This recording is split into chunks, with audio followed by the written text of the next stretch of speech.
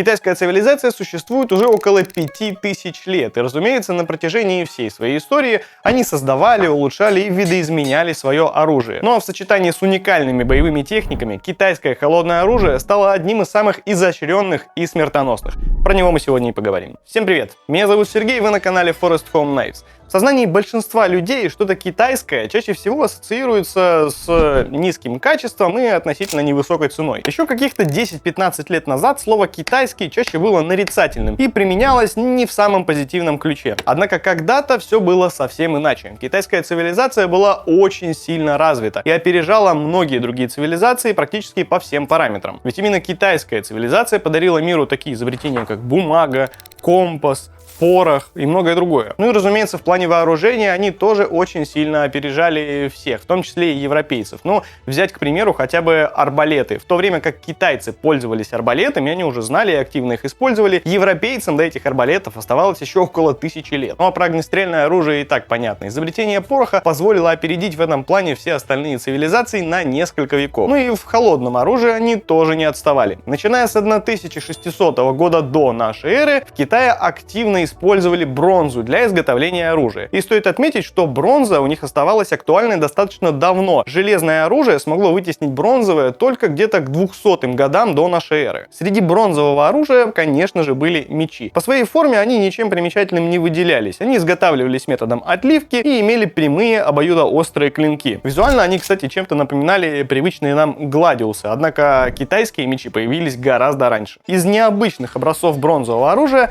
стоит отметить Г. Этот не то копье, не то серп наряду с классическим копьем являлся основным вооружением китайских воинов. Необычная форма этого оружия позволяла пехотинцам легко противостоять колесницам, которые активно использовались в то время. Таким грозным оружием древнекитайские воины могли и колоть, и рубить врагов. Заточен он был со всех сторон, что делало взаимодействие этого оружия с врагом максимально опасным. Кстати, интересно в этом оружии и его конструкция. Угол между вертикальным и горизонтальным лезвием выбирался не просто так. Оружейники древнего Китая выяснили, что самым оптимальным углом между верхним и нижними лезвиями является 100 градусов. Если угол был слишком широк, то трудно было зацепить врага. А если же угол чересчур узок, им становилось трудно нанести удар. А угол в 100 градусов признали максимально смертоносным. Со временем китайцы подумали, а почему бы на обычное копье не нацепить Г? Так и получилась алебарда Цзи. Многофункциональный Цзи практически сразу же стал любимым оружием у солдат. Благодаря добавлению горизонтальных лезвий на копье, таким оружием стало проще добираться до конечности противника, а острое копье на длинном древке позволяло совершать выпады для колющих ударов. Прямой обоюдоострый меч, о котором я упомянул ранее, назывался цзянь. В длину он был до полуметра, иначе оружие получалось бы слишком тяжелым, ведь он изготавливался из бронзы. Однако с приходом железа этот меч претерпел достаточно серьезные изменения. Во-первых, они стали длиннее, вплоть до 1 метра. Во-вторых, тоньше. Казалось бы, меч стал удобнее, компактнее, практичнее,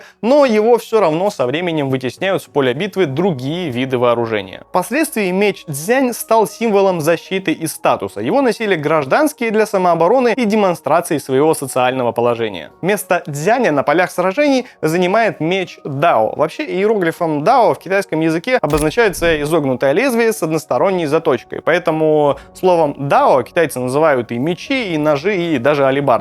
Этот меч получает широкое распространение, ввиду того, что у него более массивный клинок и заточка только с одной стороны. Это делало меч более простым в освоении и более практичным в бою. Чтобы овладеть таким мечом, не нужно было долго тренироваться, как это было с цзянь. Меч дао является одним из самых старых и наиболее универсальных видов оружия в Китае. Клинок у таких мечей был длинным и широким, как правило, расширялся ближе к острию. У большинства мечей дао клинки были плюс-минус похожи по форме, но вот размеры и рукояти у них достаточно сильно отличались. И исходя из этого, они могли иметь разные названия. Например, большой тяжелый двуручный меч назывался дадао. Более компактная его версия называлась яодао. Ну а самая эффектная и грозная вариация называлась гуаньдао. Это нечто среднее между копьем и топором. Ну а такое название, как цайдао, вы уже наверняка слышали. Да, это тот самый китайский кухонный топорик. Слово цай обозначает еда, обед, стол, кухня.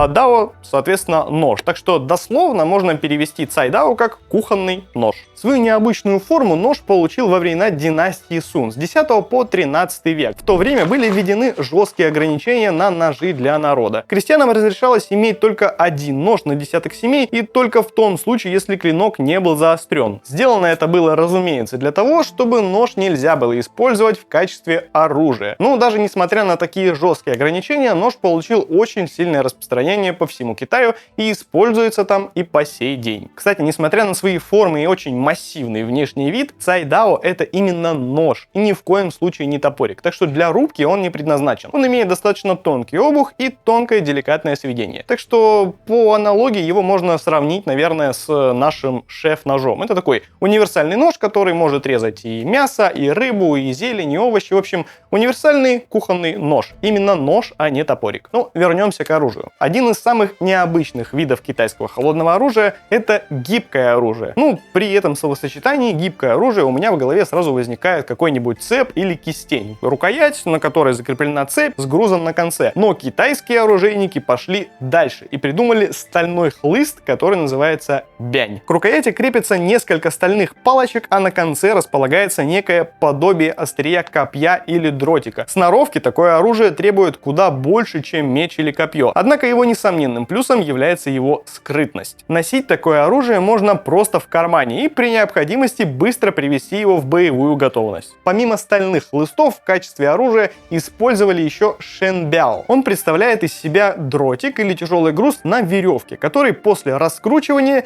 метают в противника. С точки зрения визуала это, пожалуй, самое эффектное оружие, которое я вообще когда-либо видел. Сразу вспоминается Скорпион из Mortal Kombat с его цепью. Мастера кунг-фу показывают прекрасные результаты в точности и силе этого оружия. Но вот вопрос эффективности для меня остается открытым. Ну вот честно, я не могу себе представить битву, в которой боец будет раскручивать и готовить свое оружие к удару так долго. Но вот что у меня точно не вызывает вопросов, так это эффективность такого оружия, как лу цзяо дао, иначе именуемые как рога оленя. Обычно эти мутировавшие кастеты использовали парами, по одному на каждую руку. Они давали огромное преимущество в схватках, так как позволяли и колоть врага, и резать, благо у них целых 7 режущих кромок. Также с помощью этих кастетов было удобно защищаться от оружия противника. Ну а логичным продолжением этих, с позволения сказать, ножей является такое оружие, как шуангоу. В этом чуде оружейной мысли сошлось практически все, что только можно. Строение этого меча можно назвать поистине уникальным. Привычное острие на нем отсутствовало. Вместо него был загиб в виде крюка. Гарда или эфес заменена на некий кастет в форме полумесяца, который можно также использовать в бою, ведь он был заточен с внешней стороны. Ну а вместо навершия на рукояти был небольшой кинжал. Ну а теперь представим, какой потенциал несет в себе это оружие. Оно может резать и рубить, ведь у него заточены передняя часть режущей кромки, обратная сторона крюка, внешняя часть вот этой гарды или кастета, если хотите. Она может колоть, потому что у нее есть кинжал на тыльной стороне рукояти, и проводить различные захваты с помощью крюка на конце этого меча. В общем, в изобретательности китайским оружейникам точно не занимать. К изготовлению оружия они подходили, можно сказать, с творческим процессом. Но рано или поздно в истории любой страны начинается такой период, когда правительство начинает закручивать гайки в отношении холодного оружия и вообще любого оружия в целом. И приходится придумывать что-то более скрытное. Они и здесь подошли к вопросу очень изящно. Во-первых, они изобрели рукавные стрелы сюйцзянь. Это компактная трубка с пружиной, в которую заряжался дротик, часто отравленный. Ну и после нажатия на спусковой механизм пружина выталкивает дротик из трубки. Ничего не напоминает вам?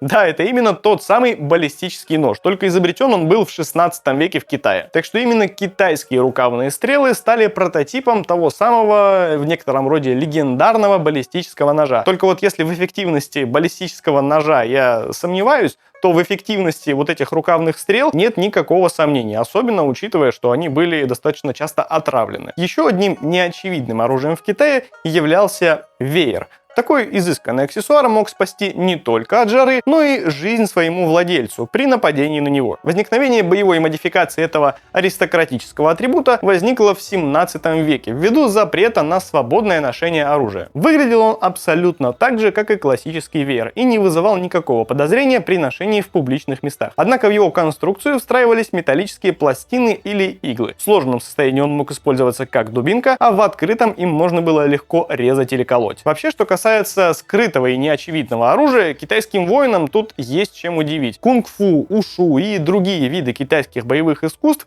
практикуют использование в качестве оружия самые разнообразные предметы. Ну, стоит вспомнить любой фильм с Джеки Чаном, где он превращает в оружие все, что попадается ему под руку, и никакое холодное оружие ему и даром не надо. А как обстоят дела с ножами и холодным оружием в Китае сейчас? Ну, ограничения там есть, и, надо сказать, достаточно серьезные. Начиная с 2008 года там введены очень жесткие правила оборота ножей, и связано это было с проведением Олимпиады в Пекине. Все ножи, кроме кухонных, там вообще запретили, а кухонные можно было купить либо совсем маленькие, либо просто овощечистки. Ну а если вам нужен большой полноразмерный кухонный нож, то они продаются только по удостоверению личности, а иностранцам по паспорту. При покупке у вас обязательно спросят номер телефона, адрес проживания и зачем вы покупаете этот нож и как его будете использовать. Все эти данные заносятся в специальную ведомость и после продажи передаются в полицию. Тут вполне закономерно может возникнуть вопрос, а как же огромное количество китайских брендов и моделей ножей, которые очень обширно представлены как на европейском, так и на западном рынке? Да, все верно. Ножи производятся в Китае, однако все они идут на экспорт. Ни один из китайских производителей привычных нам ножей на внутренний рынок ножи не поставляет. Но это не помешало за достаточно короткий период